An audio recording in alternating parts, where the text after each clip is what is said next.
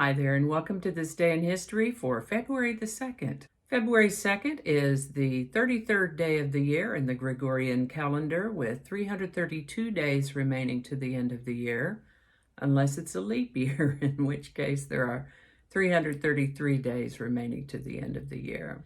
Today's word is tabula rasa, or tabula rasa. This refers to an absence of preconceived ideas or predetermined goals, an opportunity to start over without prejudice. It also refers to a young mind not yet affected by experience or anything that exists in a pristine state.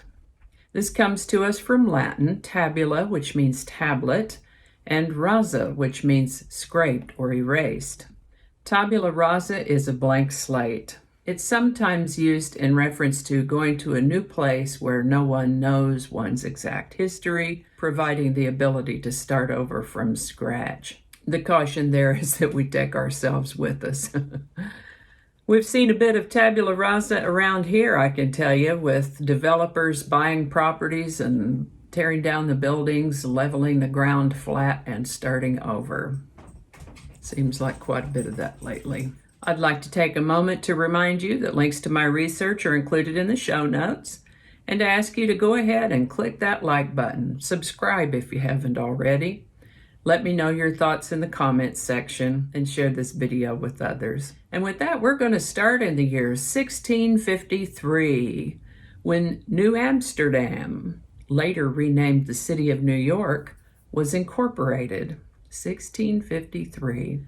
In 1709, Alexander Selkirk was rescued after being shipwrecked on a desert island, inspiring Daniel Defoe's adventure book Robinson Crusoe. In the early 1800s, the Russians were looking to expand east onto the North American continent.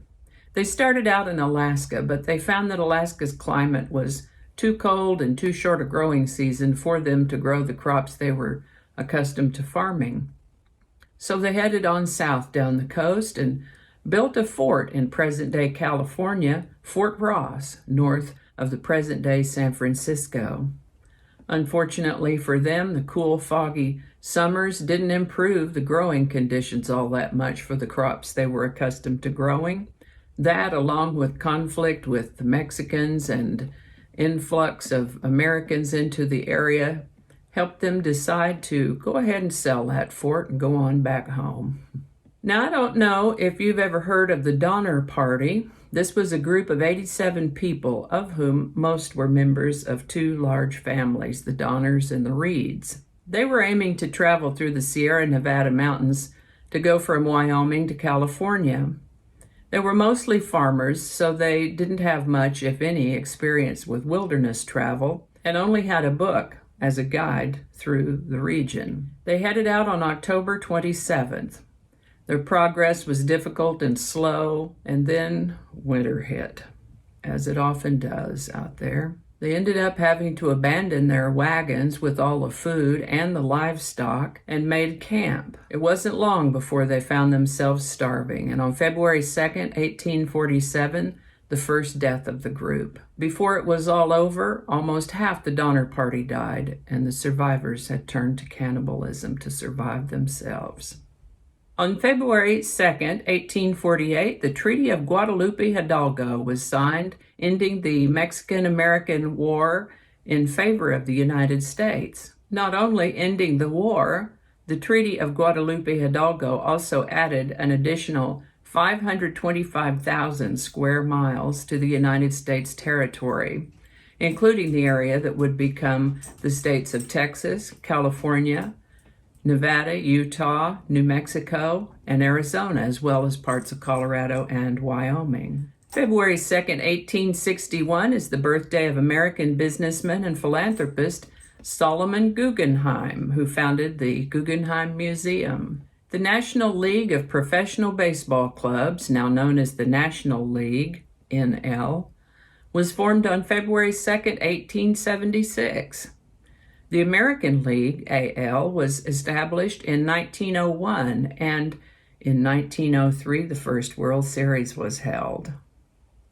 This is the birthday of author James Joyce, Born in Dublin, Ireland on February 2nd, 1882, he's best known for the books Dubliners, A Portrait of the Artist as a Young Man, Ulysses, which, by the way, was published on his birthday in 1922, and Finnegan's Wake.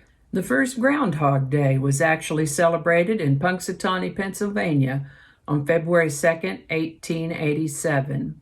The groundhog tradition posits that the groundhog comes out of its burrow, and if it sees its shadow, it becomes frightened. It goes back into its burrow, predicting 6 weeks more of winter. No shadow means an early spring. This is the birthday of Alyssa Rosenbaum, better known as novelist and philosopher Ayn Rand. She was born in St. Petersburg, Russia, on February 2nd, 1905. At the age of 12 in 1917, she witnessed the first shots of the Russian Revolution from her balcony. When she got a visa to visit relatives in Chicago, she vowed never to return to Russia. I'm not going back, I'm not. She's best known for her novels Fountainhead and Atlas Shrugged. The Grand Central Terminal was opened in New York City on this day in 1913. On February 2nd, 1922, police were called to the home of Hollywood film director William Desmond Taylor about a natural death. When police arrived, they found actors, actresses, and studio executives rummaging through Taylor's belongings, and Taylor on the living room floor with a bullet in his back. Now that doesn't sound very natural, does it? Quite the soap opera, this one. If you'd like to learn more about this story, there is a link in the show notes.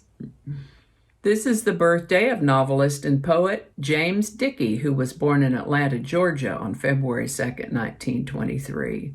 He's best known as the author of Deliverance, the novel that would make him most famous. The book was turned into a highly successful film in 1972, starring Burt Reynolds and Ned Beatty.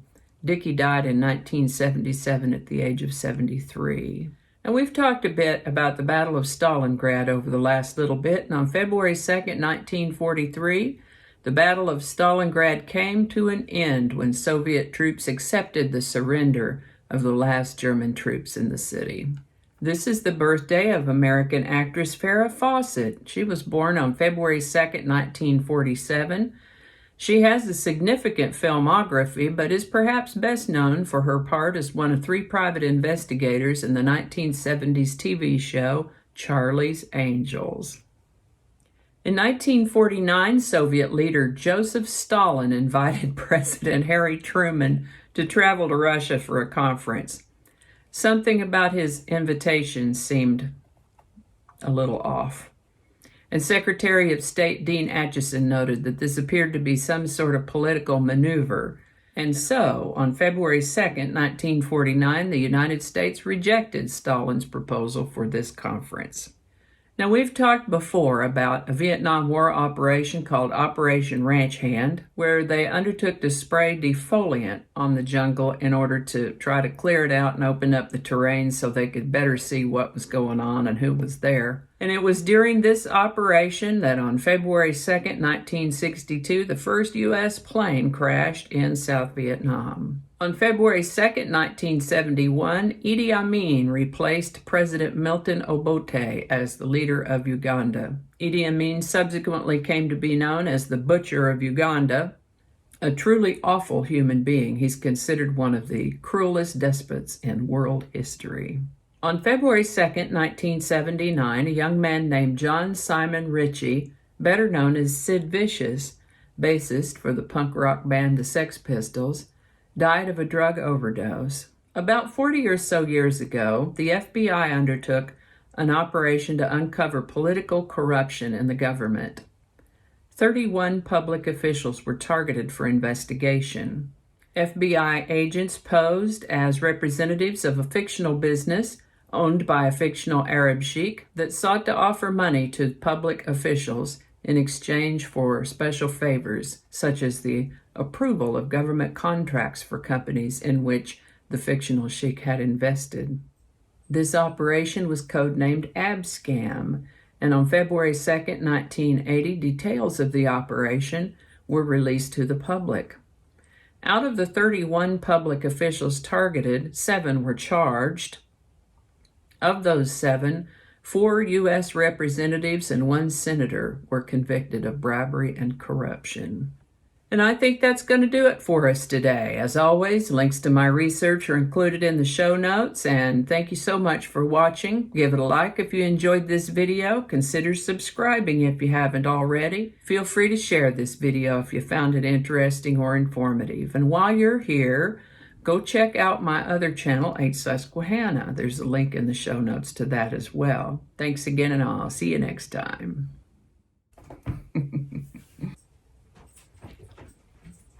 Mind your manners. All right, we're going to try this again. So many mistakes. Where were we? Let's try something different here. All right, do that again. There's a good girl. Good girl. I don't know how all that's going to go together, or if it's even going to make it to the video. We'll just see. That's not going to go. Probably cut all that out. That'll all be laying on the cutting room floor. So I'll just do that whole thing over. That might not make it into the video. We'll see. Changing it up.